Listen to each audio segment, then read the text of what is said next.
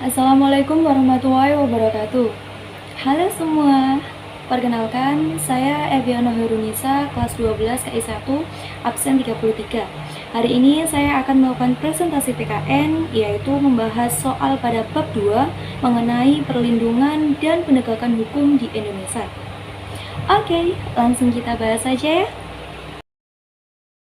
Soal pertama pilihan ganda pada nomor 15.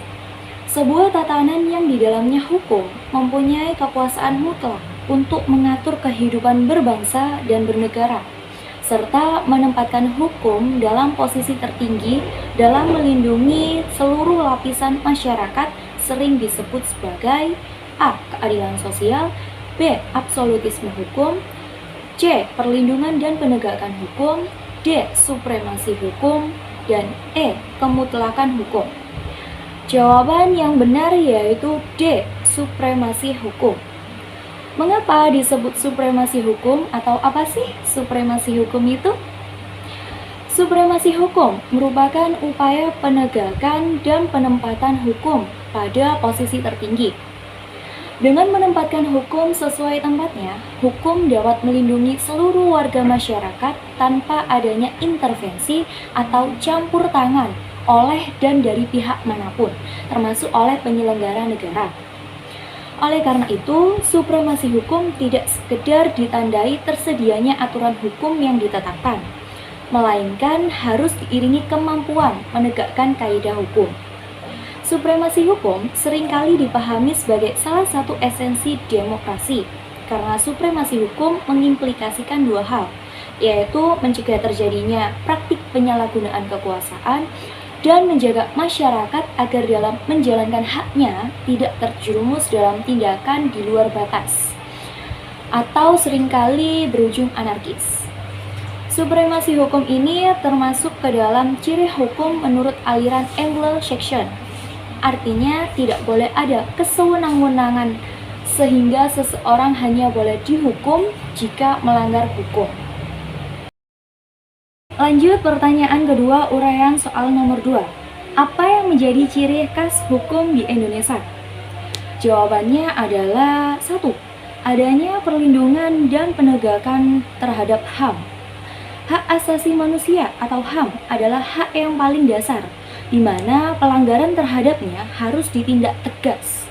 Maka dengan itu, adanya pengakuan terhadap hak asasi manusia merupakan unsur utama dari ciri hukum di Indonesia. Kedua, ada sistem ketatanegaraan. Sistem ketatanegaraan adalah sebuah sistem kelembagaan yang mengurus urusan kenegaraan atau ketatanegaraan. Setiap lembaga memiliki tugas dan wewenang masing-masing untuk melaksanakan tugas yang berhubungan dengan sistem ketatanegaraan. Lembaga tinggi tersebut ialah MPR, DPR, DPD, MA, MK, KY, dan lembaga kepresidenan. Ketiga, memiliki sistem peradilan yang bebas serta tidak memihak. Artinya, dalam peradilan tidak ada yang boleh memihak kepada pihak manapun kecuali kebenaran dan keadilan, baik itu hakim, jaksa, dan tentu saja hukum yang ditetapkan.